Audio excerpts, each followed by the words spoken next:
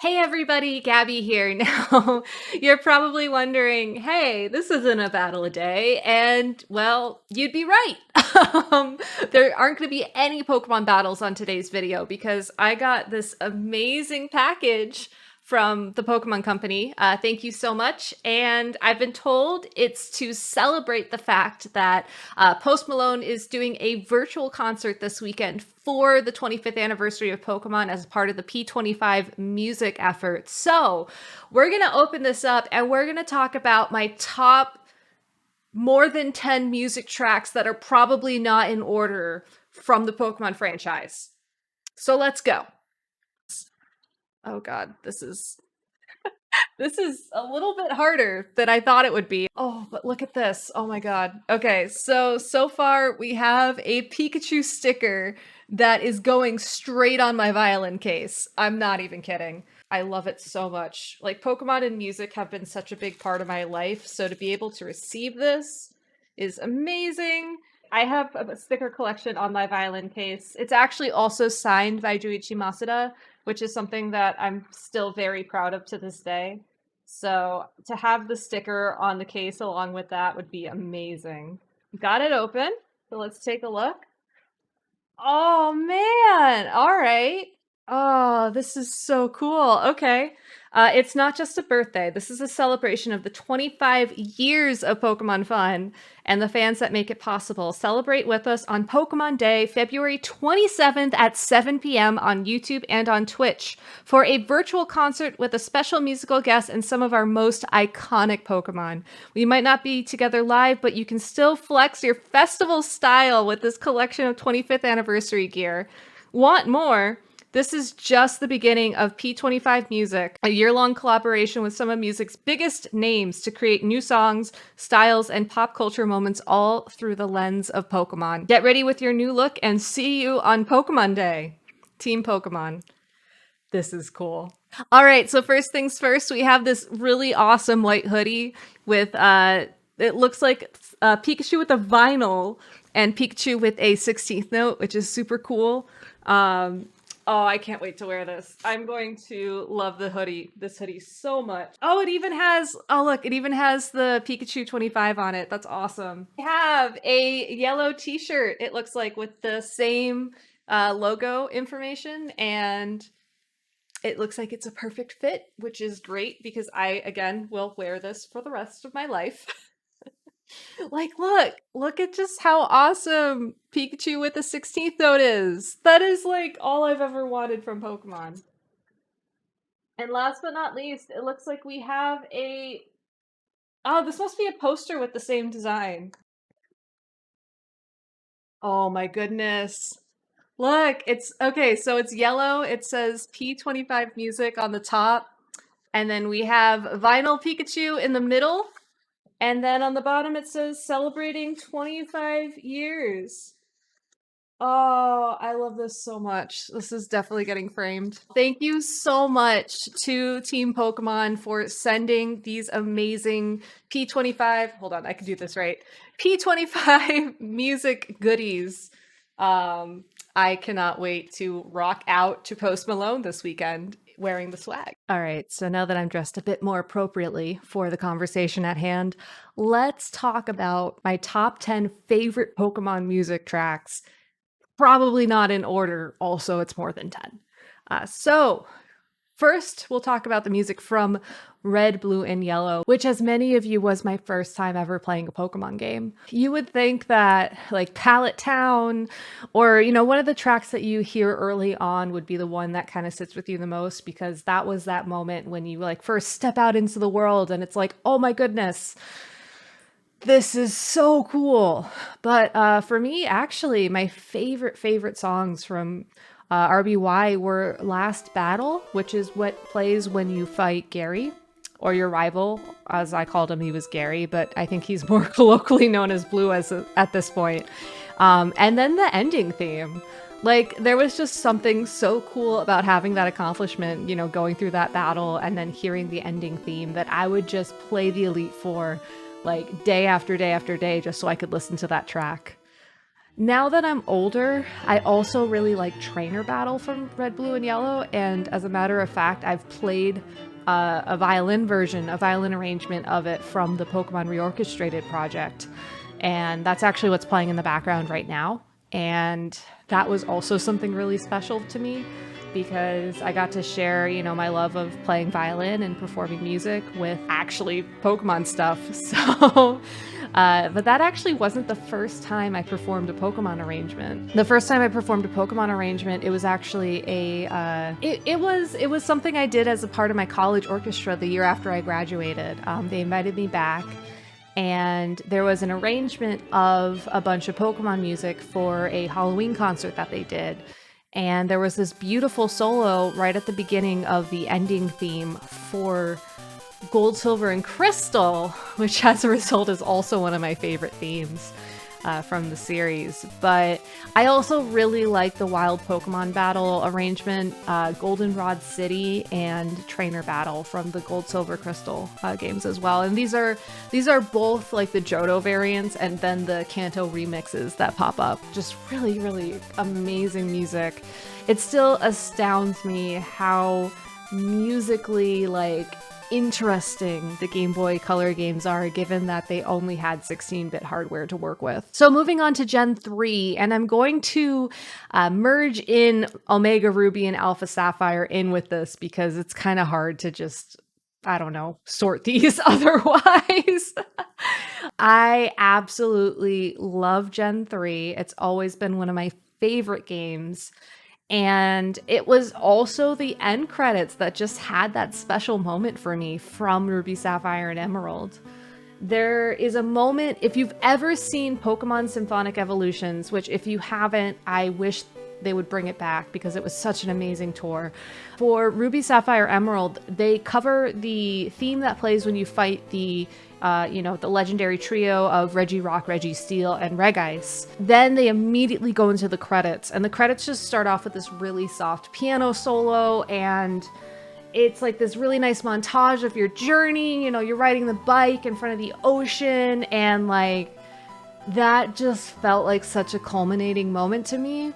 And then to hear that orchestrated was just amazing, and I cried. There were a lot of tears during that concert, but when the ending theme from Ruby, Sapphire, Emerald started, I was legit just sobbing. It was great. I love all the music from Ruby, Sapphire, Emerald, but I was trying to challenge myself to pick only one or two tracks from each game. And to be honest, Zinnia's theme from Omega Ruby and Alpha Sapphire, specifically her battle theme, kicked off the other, I was gonna do Lily Cove City or something, but no, Zinnia's theme just really hit me in the heartstrings because it's an amazing violin solo. Oh my god. It's crazy, right? And then it still just has that nostalgic feel of Ruby, Sapphire, and Emerald for me, even though it's something that was only introduced in the remakes. And plus, the whole Delta chapter of Omega Ruby and Alpha Sapphire was such a cool idea. So to see it accompanied with cool music was also yeah, I'm about this. I'm about this. For Gen 4, aka Diamond, Pearl, and Platinum, this is actually the first time I'm not calling out the credits theme, which I feel like is a personal accomplishment. But Routes 201 and 206 were always my favorites. Route 201 is the first route that you encounter on your journey. You go through there when you're waiting to get your first Pokemon. Your rival Barry is just basically hey, we're gonna run really fast and check out the lake, and then eventually you get a starter Pokemon. But then you can revisit the route and you can, actually catch Pokemon and, head to the first town where the lab is and all that fun stuff. Route 201 always meant something to me because that was the first route where you could encounter Bidoof, which is my favorite Pokemon. And the music is just so happy. You're starting a new adventure, and I guess the melancholy of travel hasn't set in yet, and everything is so hopeful and bright, and it has that really nice Diamond and Pearl flair to it. The one thing I do love about, even though I haven't played them in forever, is that the music is just some of the most interesting and unique from the entire series. So if you haven't had a chance to play those games, you can not only can you get the original soundtrack on iTunes along with the original soundtrack for a lot of the games I'm going to talk about today. There's also some amazing remixes that have been done by fans. Shout outs to Insane in the Rain and his Year in Sinnoh. Such a good collection. I cannot recommend it enough. And then Route 206 is like the song I think of when I think of Diamond and Pearl. I would like hum it to myself a lot when I was, playing those games primarily, and it's the one that just kind of comes back into my head when I think of, oh yeah, this is what the music was like in that gen. It's still just like bright and hopeful, and it has this like amazing adventure feel to it. So even though there are some, I think, more like gritty and more musically interesting tracks from that game and that generation, Routes 201 and 206 just feel like Sinnoh to me, and I don't think there's really much that'll ever change that. So now for Black and White, I'm admittedly going to do something a little bit different. And it's weird. So I started out by saying these were going to be my favorite Pokemon tracks, but we're actually deviating from that to probably one of the most anxiety-making Pokemon music tracks there is out there, and that is actually the Challenging a Battle competition music from Black and White. So Black and White was the first game where we really had these online competitions for Pokemon, and even though they weren't worth a lot of CP, as a matter of fact, I believe top 128 worldwide would get you like literally 1 championship point. There were many hours spent by both myself, my friends, everybody who competed in VGC back then, on Battle Stadium? No, on Battle Spot. That's what it used to be called. Waiting to play games in these competitions. There was no 15-minute or 15 games per day limit, and as a result, people would just play, and then when you're done, you were done. And that's how it worked. So it's weird, like, looking back on that, because I think at the time it was just like this sign of, oh my god, why am I doing this again kind of thing. But in terms of VGC, it was probably one of the first big changes in how Pokemon was like handled, both as like a circuit, as a competitive game, like you could actually play people online and have online tournaments that like worked and were actually played on cart. So yeah, it was really cool. So shout outs to Black and White for all the anxiety over the years. There are actually a lot of other songs that I like from this game, and I really don't want to just like leave it on a this hurt my heart kind of thing, but it really is one of the most iconic songs for me in terms of Pokemon overall, which is why it's like, okay, let's just talk about this. So jumping forward to X and Y, finally, I really like Sycamore's theme. It has that like nice jazzy feel to it. It's just a good song. And it felt very French, which, as you may know, the X and Y games were based off of Paris, and the entire Kalos region is just like France, basically. So being able to like have the sound of the accordion and have it like kind of drag a little bit and like have that French flair is just like, yes, this is a Pokemon game that's not set in Japan, and you can tell, like, the whole game just sounds like it. But I also really liked Kyseki, which is the song, like the actual song with lyrics that plays at the end of X and Y. Now, I'm pretty sure most people weren't expecting this, and at the time, I certainly wasn't either, but it was just like this nice little poppy interlude, like, yeah, you just saved the world, you got your medal, like, we're gonna sing a song about how everybody loves each other and peace on earth and everything, and that just felt so different and special because of it that it really stuck with me at the time.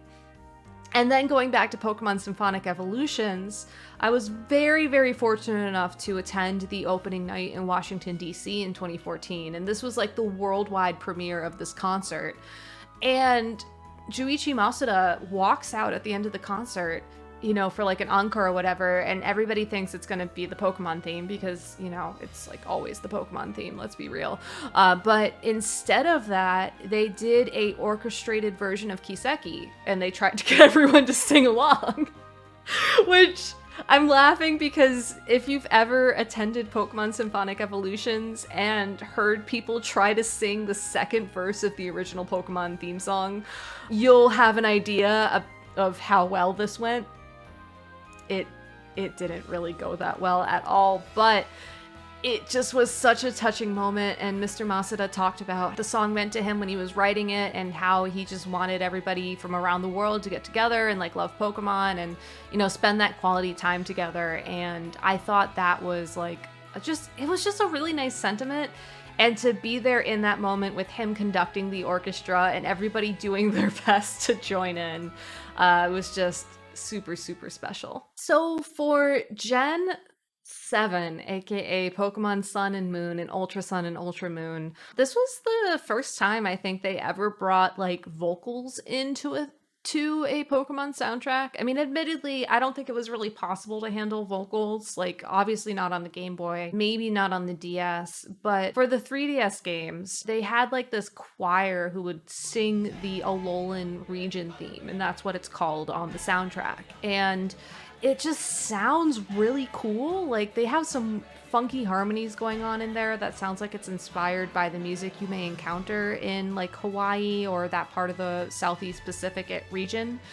And it, again, just kind of like how in X and Y you had like the Frenchy sounding music, like just having this like sound front that also brings you into the area, to the islands where the Alola region are, is super cool. It was just one of those things that really hit you too, because of how the game started. You know, you start off with the cutscene with like Lily running away with Nebby, and then you like pan over the Alola region and it's just like, boom, here it is. You're on an island paradise with your Pokemon. There's no gyms, but you're still gonna enjoy the game kind of thing. I also really liked Vast Pony Canyon.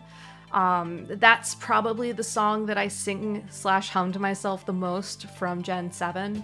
Just because it sounds cool and I like it and it just is catchy. Not to plug Insane in the Rain again, but honestly, between him and Glitch X City, they're my two favorite Pokemon like music remixers. But he also did a album for the Alola region that is just like super earwormy and really fun to listen to. And his takes on both the Alolan region theme and Vast Pony Canyon are super, super good. We're now at the end of our journey with kind of going through Pokemon throughout the years, and I really struggled to pick one song from Pokemon Sword and Shield, just because I might just be saying this because it's the most recent Pokemon game, but it's something that really, there's just so much good music in it, and there's a lot of tracks in that game where I can actually listen to them for hours on end when I'm streaming, for example, and not get annoyed, which is great. The gym leader theme, trainer battle theme, Hop 2, Marnie 2, like all of those themes have just really been sort of embedded in like my mind at this point, and I'm okay with it. I actually really want them to release a official soundtrack finally for Sword and Shield. I'm hoping they will now that we have all the DLC out. In terms of music that really just hit me right here for multiple reasons from Sword and Shield, it had to be the Battle Tower theme. And if you know me or if you've been watching my streams, you'll know that this is like no contest to a certain extent. Toby Fox is one of my favorite composers, and the fact that he was asked to contribute a song to the Pokemon series, and it was the one that's used in post-game when you're arguably the closest to competitive that Pokemon will ever be, and the fact that it just sounds very Toby Fox and how it's arranged with like the horns and the different layers going on and stuff is just fantastic. Like, I'm not kidding. I could listen to this song for hours. I think I have. Like, I'm pretty sure when the game came out, before I was able to like record a little snapshot of it and just listen to it offline, I would just keep my Switch on my desk with the volume blasted in like offline battle towers, so that way I wouldn't time out and just listen to it. So, no shame. No shame. I could end here, but there's actually a couple other songs I want to call out. And admittedly, I'm not doing due justice on the side games. I think I could do a whole nother video on them because there are a lot of the side games that I haven't revisited recently. It's just been so long. The first one from a side game was the Elite Four theme from the Pokemon trading card game for Game Boy Color. That game just had some fantastic music, first of all. Like, all of it's so good. And it was really tough for me to pick, like, again, one track to call out because I also really like the, like, trainer battle, I guess it would be, theme. And then Imakuni's theme was always a jam. But the Elite Four theme was something that I'd, like, sing to myself a lot as a kid. And it's just really good. It starts off with like a really steady beat and then it just kind of grows and grows and then it just comes softly back down to where it started. And I would I would leave my Game Boy on sometimes when I could and just like listen to it because I really enjoyed it. I also really like Treasure Town from Pokemon Mystery Dungeon 2. This was also a tough one to pick, but Treasure Town is what embodies the Pokemon Mystery Dungeon games for me. Like, it's just a happy place where all these Pokemon live together and you're part of the guild and you get to go on adventures, and Treasure Town is really like the home base for all of that. And it's just one of those songs that has really stuck with me. Like, if you start playing it with like when the Piccolo comes in, like I just start singing along to it. That's just what I do. And I really, really do love the Mystery Dungeon games too. So being able to pick like the one Mystery Dungeon song from the game can I say like the generation of Mystery Dungeon that made me cry like an absolute baby at the end of it and just brings back all those feels and happy memories is just oof, right here. Right here. And last but not least, this is actually a weird note to end on.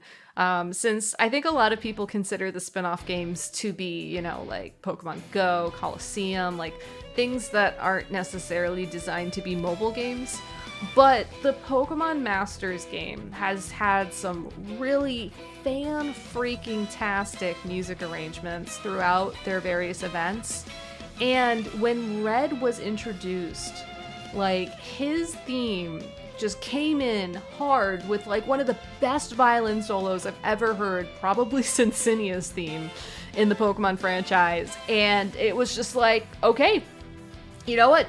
Wow.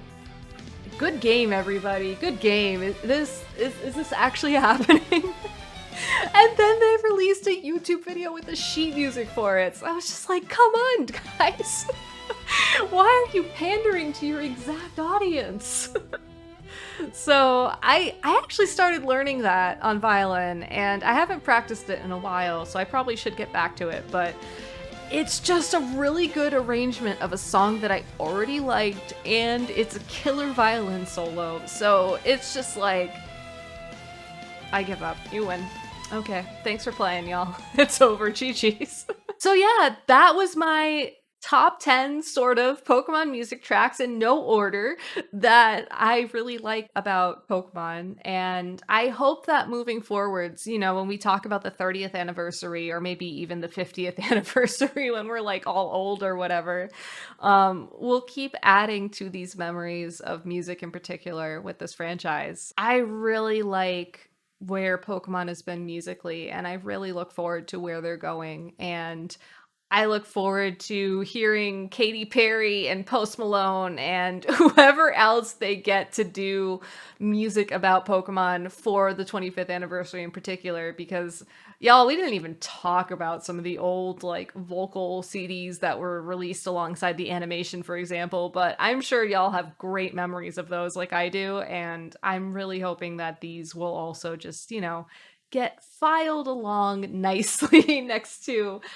those. So I hope you enjoyed today's video. Again, it was different. We'll be back to doing more VGC content on Friday. But if you like this video, don't forget to comment down below. Let me know what's your favorite top 10 Pokemon music tracks in no particular order that also may be more than 10. Let me know, what memories you have listening to this music and, how much it means to you. I'd love to read them all, and I really do appreciate all of you who take time to comment. So thank you all again so much for watching. Stay safe, have an amazing day, and I'll see you next time. Bye, everybody.